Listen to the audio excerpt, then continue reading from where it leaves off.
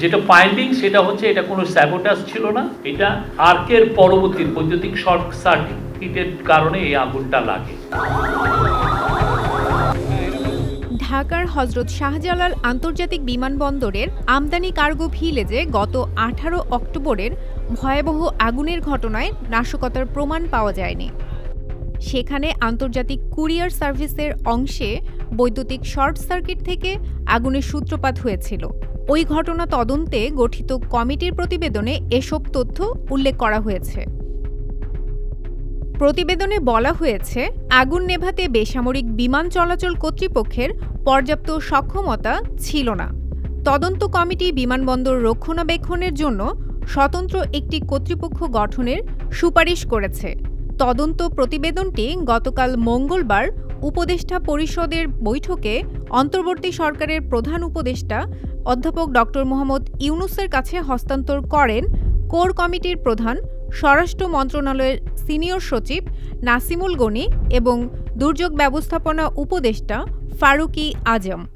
আর্কের পরবর্তীতে শর্ট সার্কিটের কারণে কুরিয়ার শেডের বর্ধিত অংশের উত্তর পশ্চিম কোণের পাশাপাশি অবস্থিত কয়েকটি কুরিয়ার এজেন্সির খাঁচাগুলোর মধ্যবর্তী স্থানে অগ্নিপাতের সূত্রপাত হয়।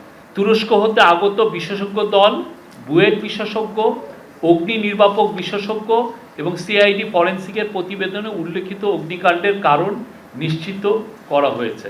যেটা ফাইন্ডিং সেটা হচ্ছে এটা কোনো স্যাবোটাজ ছিল না, এটা আর্কের পরবর্তী বৈদ্যুতিক শর্ট সার্কিটের কারণে এই আগুনটা লাগে।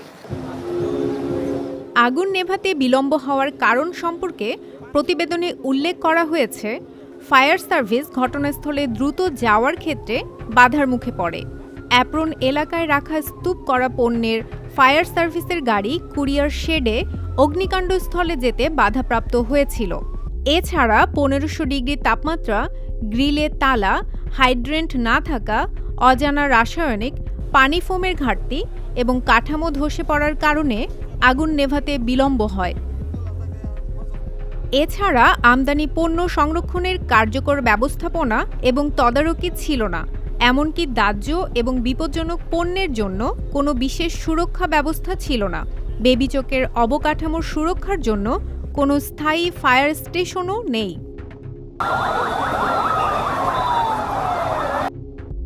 তদন্ত প্রতিবেদনে বলা হয়েছে, কার্গো ভিলেজের ভবন নির্মাণে ন্যাশনাল বিল্ডিং কোড মানা হয়নি। অ্যাপ্রনে প্রতিদিন প্রায় 400 টন আমদানি পণ্য ফেলে রাখা হয়।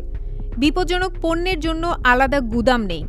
বেবিচকের নিজস্ব ফায়ার স্টেশন নেই। সরঞ্জাম ও প্রশিক্ষণ অপ্রতুল। গত এক যুগে একই এলাকায় 7 বার আগুন লাগে।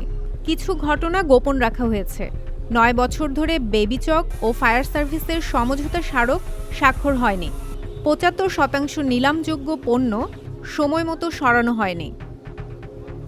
প্রতিবেদনে 4 পক্ষকে দায়ভার দেওয়া হয়েছে।